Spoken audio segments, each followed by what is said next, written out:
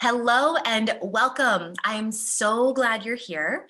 You just being here on a class that's about healing pelvic pain naturally shows that you're curious and you're open-minded and you are ready to try something new. So let's go ahead and get started. I am Dr. Bree. I'm a doctor of physical therapy and I'm the founder of FemFusion Fitness, which is now expanded and is now known as Dr. Bree's Vibrant Pelvic Health. And I'm the co-creator of a program called Overcome Pelvic Pain. We offer a version for women and a version for men. And I'm also the creator of a program called Lift for prolapse relief. So over the last many years of my career, both in person and online, I have helped thousands of women and men heal their pelvic floor issues completely naturally. So again, let's get started. We are going to really have a lot of fun today, learning some new things about the body, about pain and how pain works, what it means. And then we're going to learn some specific tools to help. And so I do hope that you have a pen and paper handy because we will have an activity at the end that will require some writing and also have some space nearby, not a lot of space, but we will be doing a simple exercise that's a really amazing pain relieving exercise. It's my magical slow roll hip circles with a very special breath technique. So stay tuned. We have all of that coming up. I am going to pull up a slideshow right now, so let's switch over to the slides. According to the American College of Obstetrics and Gynecology, 3 out of 4 women will have sexual pain at some point in their lives. So that's a lot. Now, another study shows that 1 in 10 women report experiencing painful sex regularly, where they would really identify with being somebody who has painful sex. Now, of these people, women aged 16 to 24 reported an especially high incidence. And of these people, 1 in 4 of them had been experiencing this pain for at least 6 months, and it had been shown to have really emotionally distressing characteristics for them. It really was causing an emotional and stressful impact on their life. So this is a really, really big deal for people. It affects them on a physical and an emotional, mental level. And it's also not just sexual pain. So I want to make it really clear that if you're not having sexual pain, maybe you're not in an intimate relationship, or that's just not something that applies to you right now, you're still in the right place, because pelvic pain covers a wide variety of diagnoses and of symptoms, but it's just that sexual pain is a pretty big issue for many, many people. So just know that we're not just talking about sexual pain today. And in fact, 95% of women with low back pain have pelvic floor dysfunction as well. So it's really important to know that persistent sexual and pelvic pain is common, but it's not normal. So common and normal are 2 different things, right? It's not something that you just have to accept or just have to live with. So understanding the body and how pain works is truly the first step to relief. So we're going to begin by really learning a little bit more about the anatomy, but I will be fairly brief. I'm not going to go too in depth on this. I just want to show you some pictures of here on the side that has the illustration of the outer muscles. So that shows that the outer layer, more thin, kind of superficial layer of muscles that surround the urethra and the vagina in a female, and also the anus. And everything kind of connects in the middle with this muscle that is what you'd feel when you're touching your perineum. You're touching these outermost layers of muscles and where they connect to the deeper layer underneath as well. So the deeper layer underneath is shown in the picture, the graphic on the right-hand side, where you're looking down into the pelvis. So that deeper layer of muscles is called the levator ani. And that actually means anus lifter. So it's really interesting. You can think of these outer layer of muscles as more of the squeezing muscles and the deeper inner layer of muscles as more of the lifting muscles. Many people have heard of Kegels, and they've heard the cue to squeeze and lift. So when you're doing that squeeze and lift, you're really getting everything on board and working well together, the outer layer and the inner deep layer of muscles too. And then of course we want to relax, but that's something we'll talk about later. So let me push forward here. It's really, really important to understand that fascia is a connective tissue that connects and surrounds everything in our bodies. It literally surrounds everything. And fascia connects everything. It's one reason why nearby muscles can become tight and tender when you have pelvic pain. You can start having pain in other nearby muscles like your abdominal muscles, various glute and outer hip muscles, inner thigh muscles, etc., and so forth. This connective tissue that surrounds everything, the muscles, but even the organs too, it's all connected and hooked together. This picture here, really interestingly, if you can't tell what's going on, it's actually a dissected piece of a single line of connective tissue that goes from the toes at the very, very bottom, that's fascia from around the toe area, all the way up to the throat area and the tongue. It is wild how it literally goes up through the entire body, up through the lower leg, through the back, through the knee capsule, the adductor group, that's the inner thighs, through the hip flexors. It goes in your pelvic floor is involved in this area too. It goes up through the diaphragm, up into that neck and throat area. So this is one way of showing you how everything is connected, and definitely see the note on there for who to give this image credit to. It's also why this connection here is also why the organs, and for example, the digestive system or your bladder, can be impacted when you have tension or pain in the muscles, in the pelvic floor muscles, or even in the back area. Everything can become really interconnected, and it can be kind of a chicken or the egg scenario. Do you have digestive issues because of pain in your pelvic floor and kind of the inflammation and the pain and the irritation and the clenching that results? And does that cause digestive distress? Or does digestive distress cause pain in the pelvic floor? It really is the chicken or the egg, and awareness is the first step, and getting curious and just being open-minded to the fact, open to the fact that this is a potential, that there are connections between these parts of the body.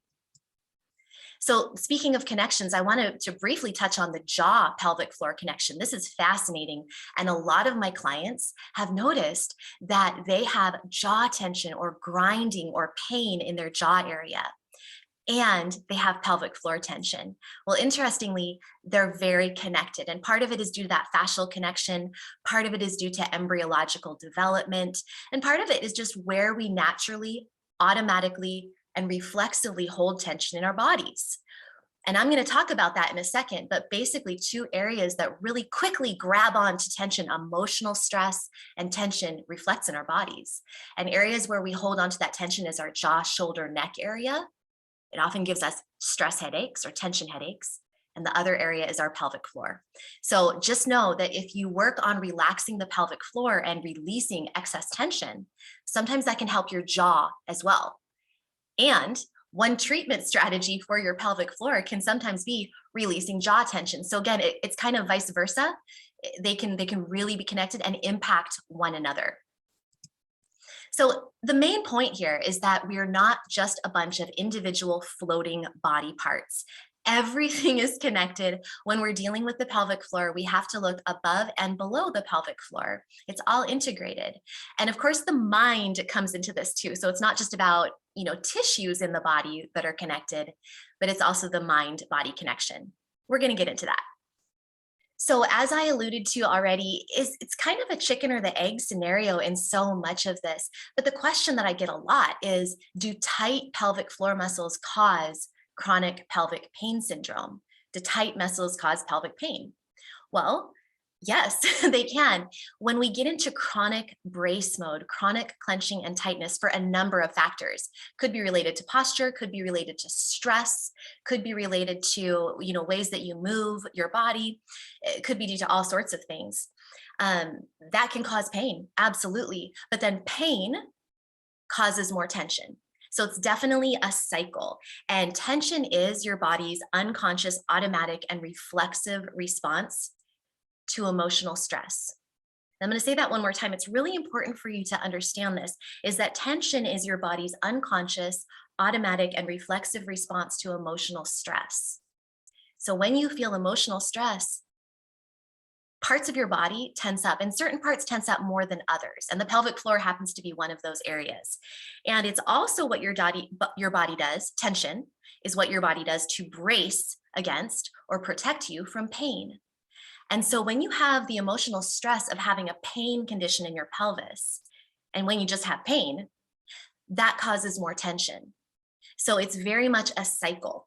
And one thing I've noticed is that, speaking of emotional stress contributing to this cycle, is there's really been a rise in what I've seen as far as pelvic pain and tension in the recent years. And I think one reason for that is all the stuff that's been going on in the world lately with the pandemic that happened in, starting in 2020, and the repercussions of that are going to be going on for years, and in addition to that, political things, and there are all sorts of things happening that are very, very stressful in this time period of our world. And so I've really noticed a rise in tension.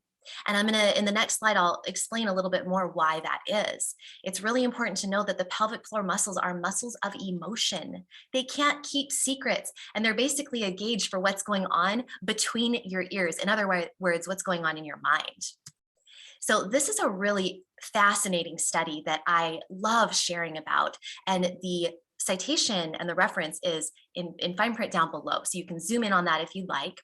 So this is from a presentation actually that I checked out online, and the presentation references a study, which is in the next slide. So this study shows that anxiety provoking and sexually threatening movie clips created muscular tension in the body. And this was measured by EMG. So EMG devices were measuring the muscular tension in different parts of the body, specifically the upper trapezius area, so the trapezius muscles in your shoulder area, and the pelvic floor. And you'll see by these diagrams here, the both types of graphs, that the red line is showing that the anxiety provoking movie, that's the red is the anxiety provoking movie, and the purple line is the sexually threatening movie in the right. I'm going to actually speak to the right hand side, the bar graph.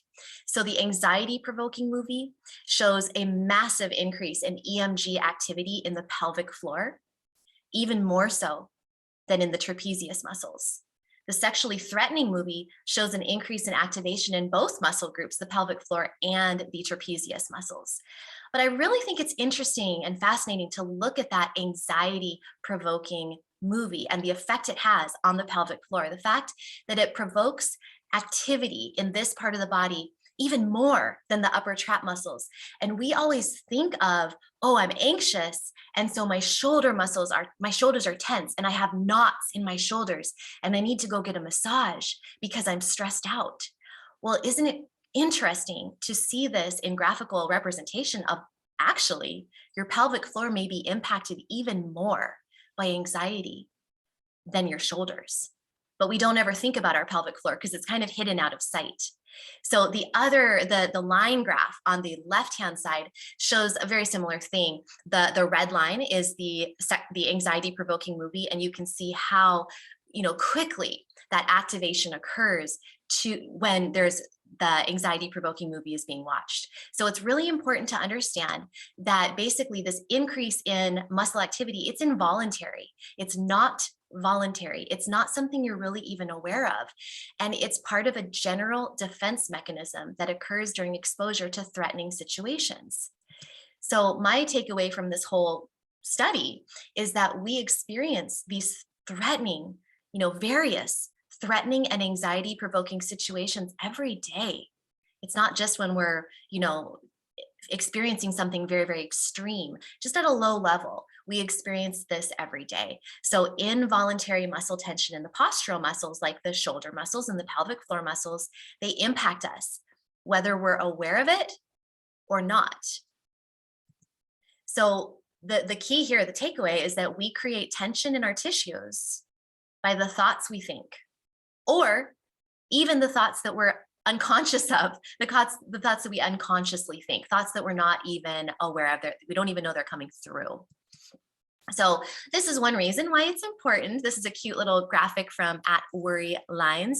It's a cute little graphic saying, I'm always getting stuck in my head, so I'm trying to make it a nice place to be, which is, easier said than done sometimes, but it's one thing that I'm really passionate about in all of the programs that I offer and all of the work that I do. It's one reason my company is called Vibrant Pelvic Health, because I want everyone to feel like they have some tools to living a more vibrant life, a more joyous, energetic life. Even if they have pelvic health challenges, we help them work through it with vibrancy, learning how to feel that way. So how pain works, let's talk about that, because again, that's really the most important starting place for treating pain, is to understand it. So we've talked about how everything in the body is connected, and we've talked a little bit about the pelvic floor muscles and how they're so very reactive and responsive. Let's talk now about how pain works. So Dr. Greg Lehman, who's a pain researcher, and he's fantastic. He's a clinician as well, but he's a researcher, and he has a fantastic guidebook that's free about pain and how pain works. And he says pain is normal, and I'm going to qualify that in a second. He says pain is normal, pain is weird, and pain is influenced by a number of factors. So I just want to clarify that, what he says, that pain is normal, pain is weird, and pain is influenced by a number of factors. So when he says pain is normal, what I want to clarify is that it's common, but it's not normal or something you just have to live with to have persistent pelvic pain or persistent pain of any type. It's not something that you just have to deal with. But what is normal is that pain is a response. The fact that your body can even produce a response of tension or pain in reaction to some type of signal that it's receiving from the environment or even from its mind, the fact that it can produce that response is normal. So pain is a normal response, but what's not normal is when it's hung onto for a long, long period of time, and when ultimately the pain signals get amplified and they get bigger and bigger over time. And that's what we're going to talk about today. So basically the alarms, persistent pain occurs when your alarm system, because pain is basically an alarm system saying potential danger, potential danger. And persistent pain occurs when your pain alarm system is basically on high alert, and the alarm becomes really, really sensitive. And sometimes it even goes off when it's not necessarily needed. Maybe it goes off kind of at random times when it doesn't really need to. And so the real key here is that pain signals are not always indicative of actual damage in the tissue. So just keep that in mind, and we're going to talk about this a little bit more. So let's move on to the next slide here. This is a really, really neat graphic that shows about how people can get into this cycle of nervous system dysregulation. And sometimes this is actually called central sensitization, and pelvic floor dysfunction can be impacted by this. So really what happens is we get kind of good at experiencing pain. We get good at having a very sensitive alarm. And that's the really key here, is that you didn't do anything wrong if you are experiencing persistent pain, because persistent pain is very different from acute pain. And I'm going to go back a slide actually. This alarm system is excellent for acute pain. It's basically if something happens, if you get a cut or you sprain your ankle, you need that pain to come on to say, somebody help me, like I need help right now. But it's when it goes on and on and on, and that's when we get into this cycle right here, and the cycle of central sensitization, where basically your body gets really good at pain, and your body gets really good at protecting you in this way, but it becomes a little overprotective. It's like an overprotective mama bear. And so I'm just going to actually read through this cycle. Hopefully you can see it on your screen. The words are a little bit small, but it starts off, the start of the cycle is there's some injury, or maybe there's a stressor in your life, or maybe there's some other root cause that causes this cycle to start. Your nervous system responds, and the way it responds is by tension and muscle guarding. Basically, your pelvic floor goes into brace mode. From there, you start developing some dysfunction. So maybe you get pain in your pelvic area. Maybe you start having painful sex, or bladder issues like frequency and urgency. Sometimes even leakage can happen because you're so frequent and urgent, and it can make leakage happen. That causes an emotional response: fear, stress, anxiety, embarrassment. From there, that stress response causes an increase in cortisol, which is a stress hormone, and also an increase in muscle guarding. So you get even more of that brace mode. From there, we have more dysfunction. Then our nervous system response goes up even more. We get that stress response, the nervous system response, everything is kind of up regulated. And for a long period of time, our body gets stuck in fight, flight, or freeze. The stress responses are protective responses that our body calls upon. Now, these protective responses that our body calls upon, fight, flight, or freeze, are very helpful for short-term danger.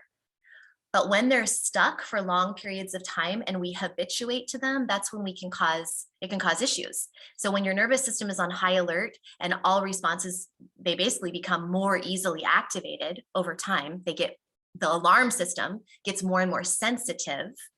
And that's when any type of movement, stressor, or pain that's perceived as a threat by the nervous system causes the nervous system to respond more easily.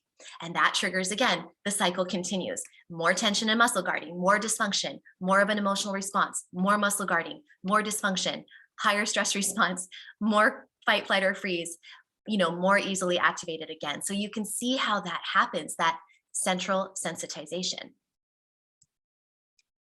Now, when we go through this type of information, it can be really easy to think it's all in your head is what somebody like me is trying to tell you. And I want to make it really clear that that is not what we're saying. So I have a very long quote right here, but I want to read it with you side by side so you can really see that it's not just in your head, not at all. So here's the quote. It's from, again, Dr. Greg Lehman. As soon as people start talking about emotions, psychological factors, or the brain, the assumption often slips in that we're saying your pain is now just in your head. Just because psychological factors or the brain is involved does not mean the body is not important or that the pain is imagined. In fact, the brain and psychological factors can amplify your physical factors. The example is you might be able to sit on a wooden stool all day and just feel a bit of butt soreness. But if you are stressed and sitting somewhere where you're really worried, you'll often feel your butt soreness more. This is not just in your head. If you're in a situation where you must lift a fallen tree off your loved one, you will be able to lift way more weight than you could if you were just in the gym. This is not psychological and it's not in your head. You really would be stronger, and that strength is not imagined. The same with pain. It is real and not imagined. So it's very important to know that it is just your body's natural protective response. It's trying to protect you, and it's causing changes in the body that's amplifying everything and sensitizing everything. So what it comes down to is you may have heard the term biopsychosocial. It's everything. Pain is biopsychosocial, spiritual, neurological. We have got a lot going on when it comes to pain and therefore pain management. That's why we use a 4-pillar approach at Vibrant Pelvic Health in all of our programs. And our pelvic pain program, Overcome, is definitely no exception. We talk about body awareness being the first step, understanding your body. Movement is key. Motion is lotion is one of our favorite things we love to say, which I actually heard first from amazing pain scientists, Lorimer Mosley and David Butler. Nutrition is huge. We have to eat well for our pelvic health. Again, we need to look above and below the pelvic floor when we're dealing with pelvic pain. And the mind-body connection is huge as well. So let's talk about how to relieve pain. We're going to really get into specifics now. And I want to let you know that with this, 4-pillar approach that I take on, this integrative approach, it's also really important to make it a multidisciplinary approach to healing. I highly recommend, whenever people can, to use this information that I'm sharing today or that you may find elsewhere about healing pain naturally, use it on your own, but also, if you can, seek help from a pelvic floor physical therapist who you can see in person. And you may even end up with a team of providers who are working with you in fields such as natural health, maybe acupuncture, massage therapy, or myofascial release, maybe a nutrition expert who can help you really figure out what foods are potentially exacerbating your inflammation and your pain. It's very important to have that multidisciplinary team approach, and that's been what's found to be very, very helpful for people who are dealing with persistent pain. So let's talk, naturally just came on board. Let's go to the next slide here. This is a tool that you can use to help kind of track your pain on your own. And it's also very, very helpful if you are going to a provider such as a pelvic floor physical therapist to know a little bit more about your pain clock. And you can kind of compare notes with them and what they're finding in their sessions with you when they do an examination or a treatment. So the way you can think about a pain clock is if you were to actually sense in where your pain is, and this can, for some people, they can literally just sense it by mentally saying, gosh, where's my pain in my pelvic area? where do I feel it? You don't even have to touch anything in some cases. Other people can use a finger and gently touch the outside of their genital area, like the outside of your vagina, the vaginal opening. Or other people actually want to go deeper and really assess more of the pelvic floor muscles. And you can actually insert your own finger into the vaginal opening and feel internally where the pain is the most. So if you think about a pelvic clock as being around the vaginal opening, so this presentation is really designed for people with female anatomy. So if you are imagining a clock where 12 o'clock at the top is your pubic bone and 6 o'clock is your tailbone, that helps just orient you so you can have an idea of where the pain is. Now, typically, if you're doing an external or an internal exam, it can be really, really sensitive to be up at 12 o'clock. So I personally would have you avoid the 12 o'clock spot for now, but pressing down towards 6 o'clock can also be quite sensitive because the tailbone is, in that general area, quite deep, but it is in that general area. So there can be a lot of sensitivity at both 12 o'clock and 6 o'clock, but you can absolutely explore the outer area of your vaginal opening and see where's that pain and how does it feel? For example, does it feel like fire? Does it feel hot? Does it feel raw? Does it feel itchy? Does it feel tingly? Does it feel numb? And you can actually draw a little clock, just like I've shown on here, and have symbols that really correlate to what you're feeling. And from there, you can check in with yourself maybe every week or so. And again, you can compare this to what your physical therapist is finding as well. And just say, okay, I'm feeling fire at, 4 o'clock and 9 o'clock or whatever I have here on the picture. And I'm feeling numbness at like between 7 and 8 o'clock. It just feels numb, or it feels hard and like a knot, and like I just can't even get in there if you're doing an internal exam. So I want to empower you to know your own body and your own pain clock. And from there you can track, and you can also compare notes with your physical therapist. Let's talk next about slowing down and exercise and activity, because this is another really accessible thing that you can do on your own. Sometimes you have to slow down to speed up. This is so important for you to know. It's one of the most powerful things. It's so simple, but it's really important in pain management. We are such a go, go, go society, and we're a very try harder oriented society. And sometimes trying softer is actually the most effective thing that you can do.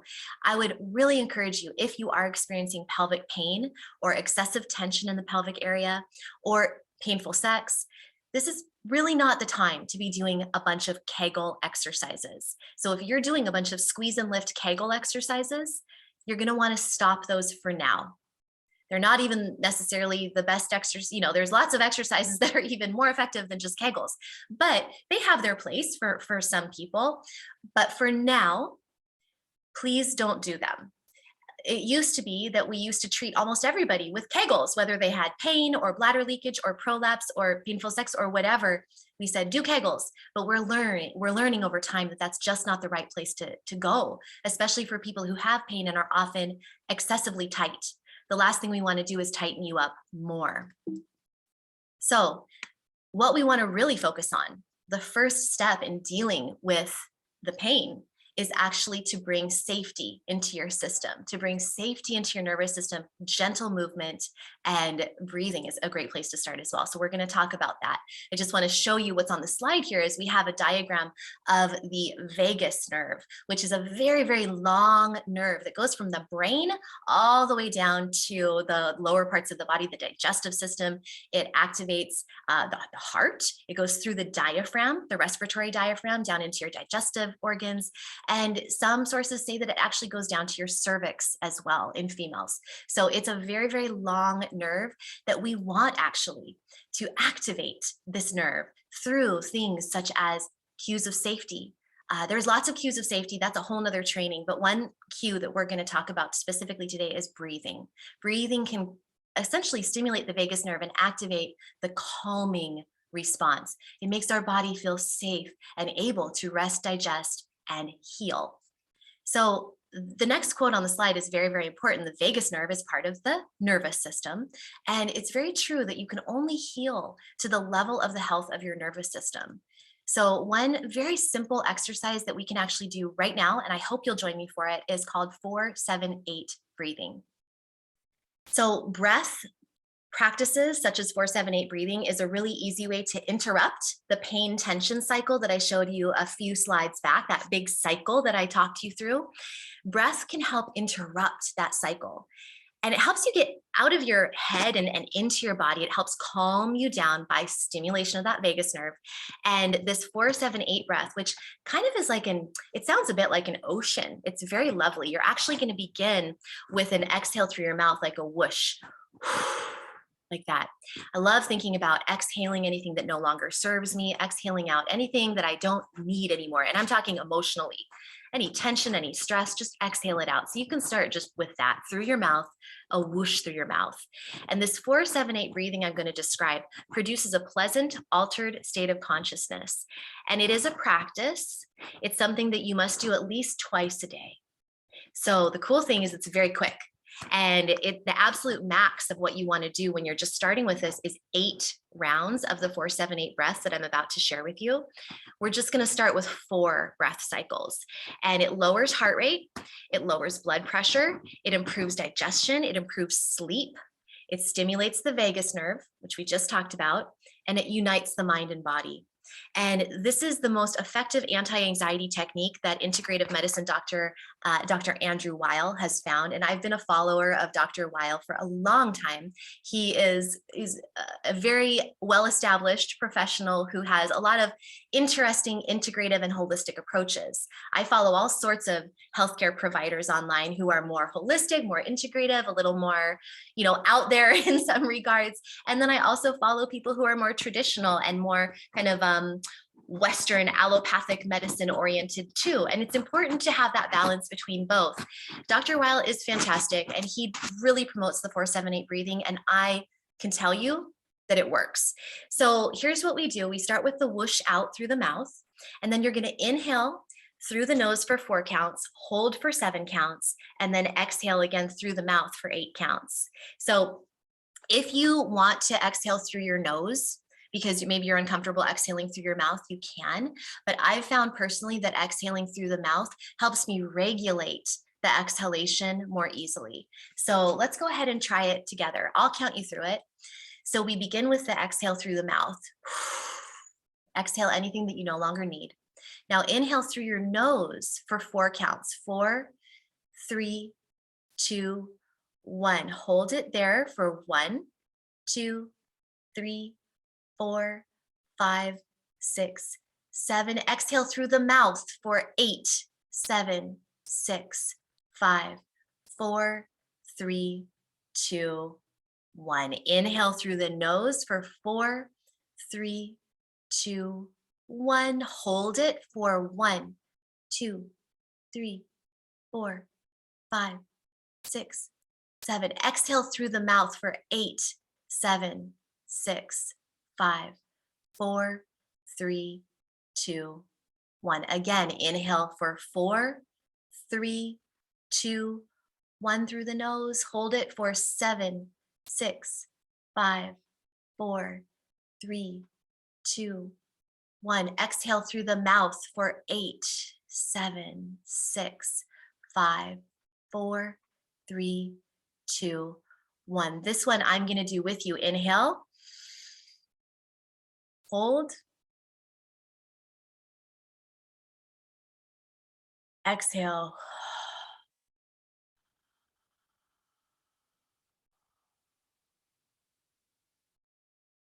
Okay. When you're done, you can roll out your shoulders. You can maybe do one more round if you want on your own. But again, it's 4 counts in through the nose, hold for 7, and then 8 counts, exhale. Now, 2 things I want to share with you about breathing is you want to expand all the way around as you inhale. So don't just go like this as you breathe in through your nose. It's actually an expansive all the way around inhale. And then as you exhale, you're going to feel that almost like lift and like a lifting of your pelvic floor and a pulling in of your low abs, but it's not like you're actively doing that. You'll just feel that release of pressure as you exhale through your mouth. Now, the breathing in through your nose is really helpful because it helps cleanse the air that's coming in through your body through all of the little micro hairs in your nose. And also it helps to moisten and warm the air. So it comes in, it doesn't make you feel yucky. Mouth breathing, when you inhale through your mouth, can feel kind of yucky. So we really want to have that nice, beautiful oxygen rich air coming into our bodies fully. So inhaling through the nose, it's clean, it's pure. Go ahead and inhale through your nose, even though you're exhaling through your mouth. All right, I hope you loved the way that felt. Let's talk next about gradually returning to pain-free movement. So this is really a cool exercise that I want you to do next. This is where you're going to want to have your pen and paper to do an activity. So there's a really beautiful balance between the no pain, no gain approach, like no pain, no gain, which is pushing too hard, and avoiding things altogether. So some people are like, go, go, go, go. And other people are just like, nope, I'm not going to do anything. What we want to find is that middle ground. We want the pendulum to swing from, not one side or the other, but somewhere in the middle so that we can gradually return to pain-free movement. I love to say motion is lotion. I already mentioned that earlier, and it really is true. Exercise is a pain reliever. It's an analgesic. Exercise is an analgesic, a pain reliever. It helps with pain. It helps calm things down. It makes you happier. It makes you more energetic, and it makes you healthier. It really, there's nothing bad about exercise as long as we can do it gradually and progressively and take baby steps. It's one part of the solution to the larger puzzle. So it's really important to know that avoiding exercise makes you more scared of it, and it will further sensitize you. So we don't want to completely avoid exercise. It's kind of like a person who's scared of snakes. So if you think about this, you're going to do gradual re-exposure if you want to get over that fear of snakes. So maybe at first you'll step into just the doorway of the snake exhibit in a zoo, just the doorway. Then maybe the next time you visit the zoo, you'll get a little closer to the tank of the snake. And then maybe the next time you'll actually, really get close with your face so that you can look at the snake and really, really get in there. Then maybe you'll talk to the zookeeper, and you'll ask if they can take the snake out of its tank and they can hold it. And then maybe when you're finally really ready to do the big shebang here, you'll actually hold the snake yourself. So it's not like you go from being terrified of snakes to holding the snake in one jump. You have to take these baby steps to habituate, adapt, and desensitize. Essentially, you're turning down the volume on your alarm system. And that's what we're doing with movement here. So I want you to go ahead and get out that piece of paper. This activity is going to help you figure out your own path to gradually returning to pain-free movement. So on one side of your piece of paper, I want you to do this. You can pause this recording if you need to, but write down where you are now, like what you can do right now, movement or activity wise. Where are you at realistically? On the other side of the paper, write down where you want to be, what you want to be doing 3 to 6 months from now. And a really good prompt for this is, what movement, activity, or exercise would I be doing if my pain was less of a problem for me? So I want you to really think about that and let yourself visualize. It can be helpful to maybe not, go from, maybe you've never even run a step before, and you might not want to write down on the other side of the paper that you want to run a marathon, because that's a pretty big jump if you've never even run a step in your life before. Maybe you're just not a runner. So you might want to not go that far when you're writing on the other side of the paper about where you want to be. But I definitely want to, you to think about, what would you like to be doing? What would really fill you up? So from there, we're going to take a spiral staircase approach up, a baby steps approach toward figuring out how to get you there. It's all about the baby steps. So how can you break down this movement goal, what you wrote on the other side of the paper? How can you break it down into small bite-sized pieces? Now, I call this progression microdosing movement. It's also referred to as graded exposure to movement. And in a second, so stay with me, because even if you're, not wanting to do this exercise right now, that's okay. But stay with me, because we're actually going to physically do this in just a moment. We're going to do another thing that's called edge work, where we actually kind of push our edges a little bit. We're going to do that physically in person together. So stay with me. But basically, for this gradual graded exposure microdosing scenario, what we want to do is, of course, get cleared by your doctor to be able to start activity. That is important.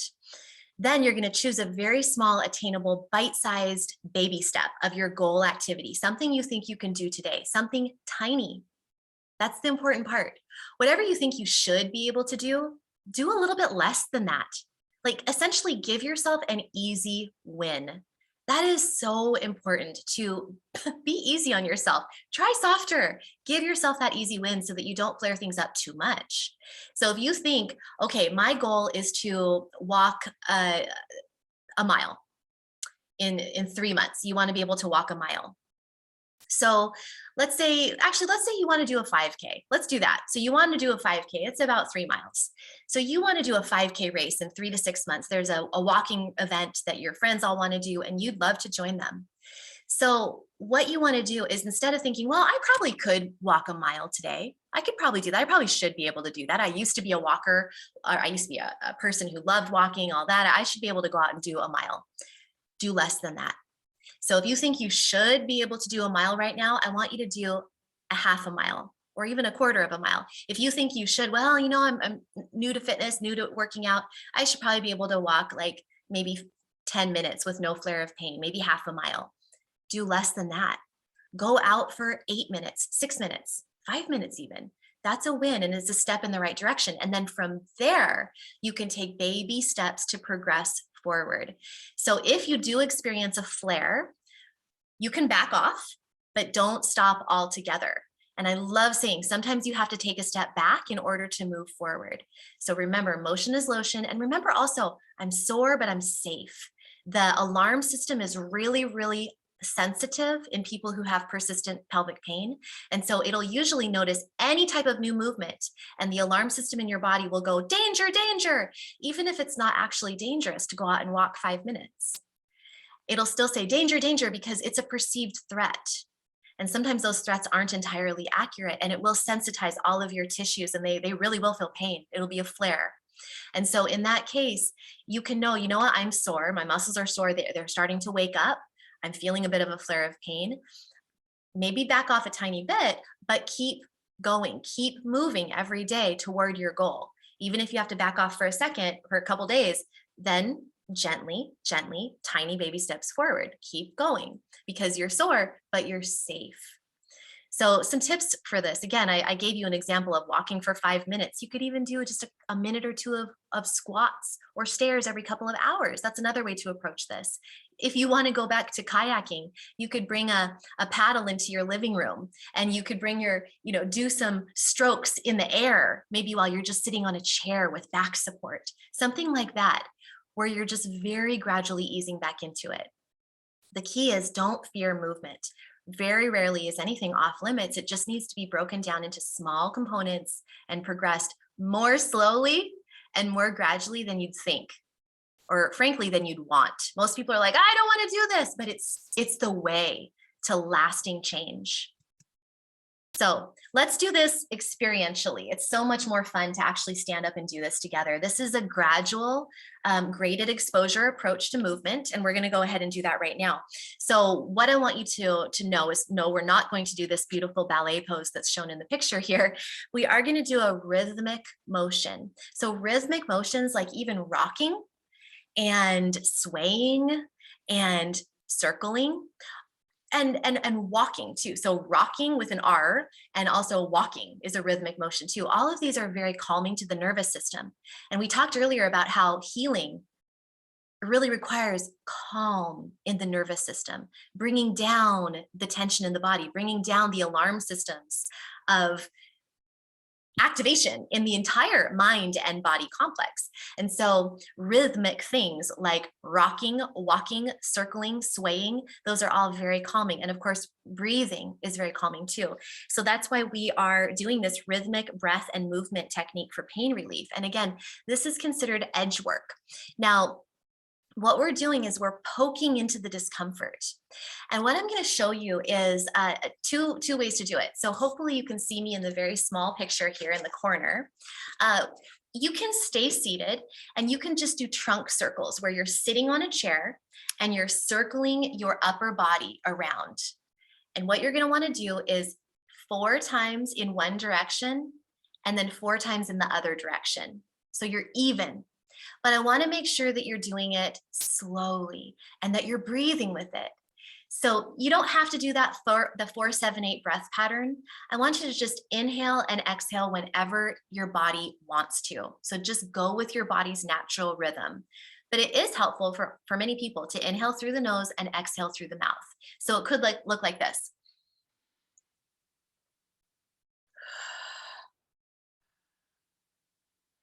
Inhaling on the way forward and then exhaling through your mouth on the way back.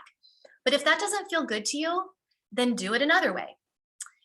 Just know that this is slow, it's rhythmic, and it's equal. So if you go 4 times one direction, just then reverse and go 4 times the other. Now, another option is to stand up, and you won't be able to see my face, but you can do this with hip circles. So this is where you could have some space and see your pelvis right here, your pelvis area. You're just going to bend your knees and you're going to circle your hips around. I'm going to sit down again. Basically, you're bending your knees slightly so they're soft, and you're circling your hips very slowly forward to the side, back, and to the side the other way. So like you're drawing a circle on the floor with your hips, very slowly, 4 times one direction, and then 4 times the other direction with breathing. So I hope you're practicing this with me right now. And I want to pull up my notes so that I make sure that I have all of my tools to tell you here. What we're doing is we're making this edge work where we're poking into the discomfort using this magical slow roll breath and movement strategy, which again, it's calming to the nervous system. It mobilizes the tissues of the core, the pelvic floor, the hips. It mobilizes the joints. Whether you're doing the seated trunk circles or the standing hip circles, either one, it's mobilizing, it's moving, and it's grooving. So the concept of edge work is something I learned from the book by Dr. Greg Lemon, who I've mentioned a few times. His book is Recovery Strategies Pain Guidebook. And it is a lot like microdosing movement, which we talked about earlier, where you're taking baby steps. So what we want to do is we're doing the breathing, we're doing our circles. You're probably done by now, so you can go ahead and sit down. If you're done, go ahead and sit. And again, we just started by doing like 1 to 2 minutes of the movement. We started very, very slowly, okay? Now what I want you to do is we're backing off right now. So take a moment to just sit down and evaluate how you feel. How do you feel in your body? Just take a second to tune in. Were you good? You feel fine? If so, that's great. We're gonna do it again. So just hold off for just a second. Say, are you good? Awesome, we're gonna do it again. Were you not good? If you were not good, even so, we're gonna do it again, okay? So again, we're doing the magical slow roll circles and ocean breath again. Even if you were not good, even if it caused some discomfort, if you did have discomfort, if you did have pain, what we wanna do is we wanna breathe. We want to take a moment to relax your muscles. So just while you're sitting, I want you to relax your muscles. You can even contract gently and relax them a few times just to kind of shake things out and feel that difference between the extra contraction and the release. Just let it all go, let it all go. And then what we're going to consider next is how can you change the movement in some way? How can you modify it to make it easier? How can you change it so that you can have it still move your body, still do this magical slow roll circle and ocean breath. You can still poke into the discomfort, but you're not taking yourself over the edge. What we want to do is we want to stay on the top of the cliff. We don't want to go over the edge. Okay. We want to stay right at the edge, but not going off the edge.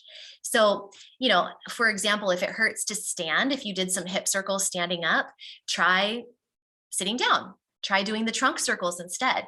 Don't do the standing hip circles. Maybe you can make the motion smaller. Don't do such big circles of your trunk or of your hips. Maybe you can make it slower. Maybe if you want to still do the hip move, you can just stand up and bend your knees softly. And instead of circling your hips, you can just slide them side to side, like to the right and to the left, kind of a swaying motion. That can be easier than the full circle. Or maybe you can just do kind of a movement forward and back with your hips. So let's go ahead and try it again. So 1 to 2 minutes, either the trunk circles with the breathing, nice and slow, 4 times in each direction, or stand up, bend your knees just a little bit so they're not locked out, and circle your hips 4 times each direction with that nice, gentle, calming breathing pattern. In through your nose, exhale out through your mouth. Calming, calming in your body. So it won't take too long. It's just a minute or two. And remember, if you needed to modify and change things up, so you were poking into the discomfort without going over the edge, then do that. So as you're doing this, as you are doing the movement, use your mind. Use your mind to imagine fluidity and looseness. Literally use your brain to bring that feeling of fluidity and looseness into your body. And then when you're done with those 4 times each direction, you're done. So go ahead and sit down and come back to the presentation here. We are getting to the point of just wrapping up, where I want to share with you some hope. I want to share with you some really important things that are gonna wrap this up. But I want you to know that success is measured by being able to move with the pain, to move even though you have pain. You were able to do that movement. That's success. Another way to define success is to feel that pain, but to not feel threatened by it. So even if you felt like you were poking into the discomfort with that particular exercise, or any exercise that you want to do edge work with, the fact that you can feel a little discomfort, but you don't feel threatened by it, is really powerful. And it's a massive win, a massive success. So keep that in mind. You are doing amazing just by gently doing that edge work. And I hope you'll keep practicing it on your own. And if you need help exploring edge work, work one-on-one with a physical therapist, or go through a program such as my Overcome Pelvic Pain program. We have a community aspect, and community support is fantastic. And we talk a lot about this in the program and in the communities too, about how to progress. We have a progression written out for you, a 12-week progression. And for many people, we have people go through that slowly. We even have them alternate the weeks as they move forward. So maybe rather than going straight from week 1 of Overcome to week 2, and you can apply this to any exercise, rather than going straight from one step to the next step, you can kind of alternate days. So basically play, experiment, work with your body. And if you need a support team to help you, it's very powerful to have that. I just have some things to share with you, just some, hope that you can get better and you can get through this. This first one is from one of my Overcome members, and you can read what she has to say here. And she talks about how following the program for a month, her pelvic pain was 90% gone. And if it flares up now, I know why and what to do about it. That is the most important part. And then the second comment is actually from somebody who's in my Lift program and my Overcome program, because you can get them both as a bundle. And she really has had some positive impacts on her pain and her prolapse. And so just know that there is hope for you if you have conditions like prolapse, like pelvic pain, like painful sex. There's hope. And so this right here, these are 2 cute little cartoons that I found online, and it's really important. The one on the left says it takes time for inner changes to become visible. So just remember that. Just trust that things are happening beneath the surface. And this is so true when you're dealing with pain and pelvic pain. It's really important to know that things are happening beneath the surface, because sometimes this slow approach, this very gradual, holistic approach, it's not like taking a pain medicine or something that works immediately. It takes more time, but ultimately the results last. So, and by the way, I'm not anti-pain medicine. That was just an example of how sometimes, we want to reach for something to give us instant relief. And this won't necessarily give you instant relief, but it will treat you from the root. It will treat your pain from the root on up. So that's it. Thank you so much for your time and your attention. I hope that you've enjoyed this. We learned about the body. We learned about the connections in the body. We learned about the mind-body connection. We learned about how the pelvic floor are muscles of emotion.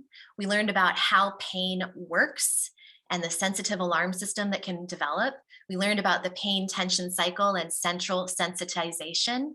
And we learned some specific tools to help calm the nervous system. We learned the breathing, 4-7-8 breathing. We learned about taking power back and knowing your own body with the pain clock, having that in your back pocket so you can know how your pain is changing. So the pain clock, the 4-7-8 breathing. And then we learned about that gradual microdosing movement, that graded exposure to movement, where you just poke into the discomfort a little bit, gradually push your edge. It's so, so powerful. And if you ever need someone to help you on your journey, please don't hesitate to reach out and check out the information and programs that I have to offer. So thanks again for watching, and we'll see you next time. Bye.